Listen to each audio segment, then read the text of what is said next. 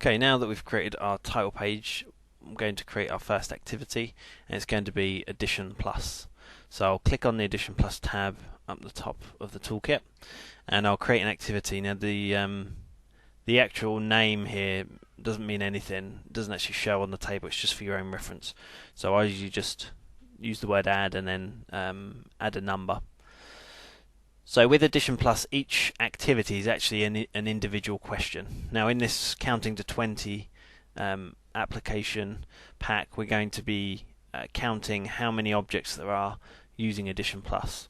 So I'm going to be changing the item type to blocks, and we're never going to have more than 20, so I don't need the 25, the 50 and the 100 blocks, so I'm going to uncheck them.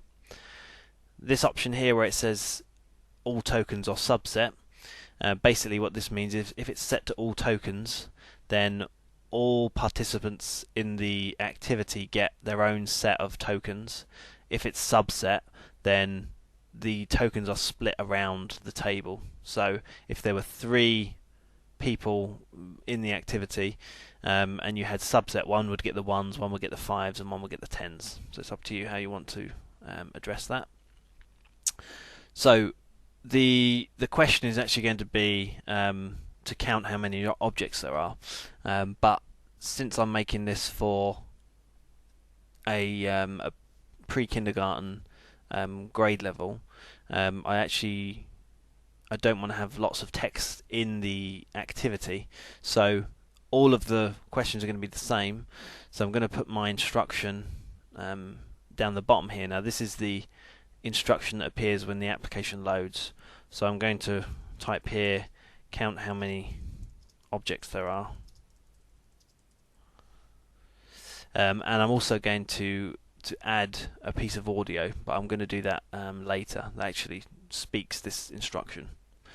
So now all I need to do is create my backgrounds with my number of objects in and add it to the activity. So I go back to my counting to 20, add a new page. Again, I'm going to use my backgrounds that I've provided you. I use the orange one again, same as before. Send it up to the top left corner, lock it in place, and then I'm just going to add some objects from the gallery. So I only have the gallery sampler installed on this computer, so I'll just randomly choose some objects. We'll have a frog, and we'll have a bear.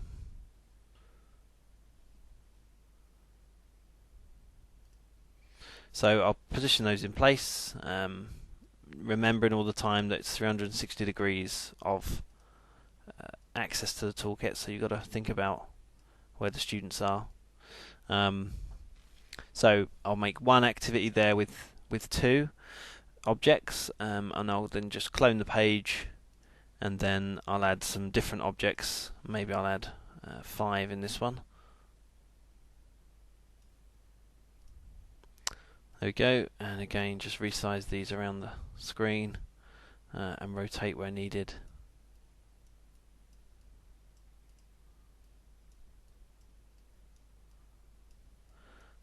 And basically carry on this for as many activities as I want to create. Remember, with AdditionPlus, you need 5 of these questions in order to make one activity. So I have my 2 of my backgrounds now, and I'll just do the same as I did with my title page, where I'll go to File, I'll export the image files. It's already set up to go to counting to 20, but what I'll do is I'll actually add a folder for AdditionPlus,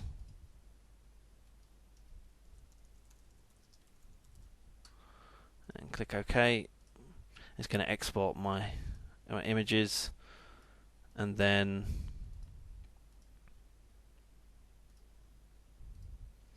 within my folder, here are my 2 background images. It also exported the counting to 20 title page again, so I can just delete that.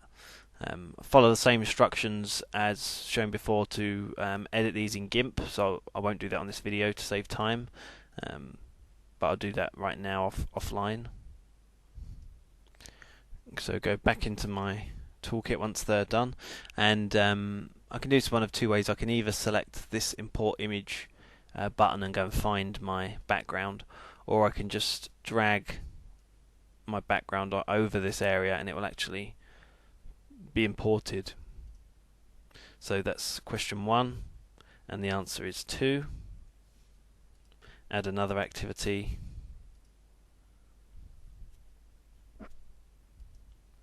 On add 2, again, change my options so that I'm using blocks, remove 25, 50 and 100, drag my second background on top, and the answer to this one is 5. So I would continue that with as many questions as I wanted. The last thing I need to do is to record a piece of audio. Now you may or may not have a mic. If you do have a mic and you're able to record pieces of audio, then that would be our preference. If you don't have any mic and you can't record any audio, then you have to let me know, and we'll get someone in the office to work on the audio for your files. So I'm just going to use the sound recorder that comes with Microsoft Windows. If you go to accessories and then you go to entertainment, you'll see the sound recorder here. Make sure your mic's plugged in. Obviously it's going to be impossible for me to record this at the same time as speaking because I'm using a different program to record, but I'll basically press this button here, speak my audio, count how many objects there are, then press stop and save my file. So I'm going to do that offline to the video. Now that I've recorded my audio, I'll save it. So go to the File, Save As option. In the bottom here where it says Format, I'll make sure that I press Change and change it from PCM to MPEG Layer 3. Leave this attribute as it is. Choose OK. I'll find my location where I'm saving all of my files. It was under my documents, my pictures, count to 20, and I'll call this AdditionPlus as my sound. I'll choose save, it will save the sound. Back into my toolkit, down the bottom here, choose this option to import sound, click on that, find the location where I saved the file, which has come up by default, choose my WAV file, click open, and now my sound is actually linked with this activity, so my activity is complete. If I want to have a look at it, I can press the Preview AdditionPlus button. It will load in my browser. There you go. Once it's loaded, size is wrong, but you can see there that we've got 4 students working on this table, and if I drag these 2 in, it'll tell me I'm right. Go on to my next one, and you can see everything is set up the way it should be.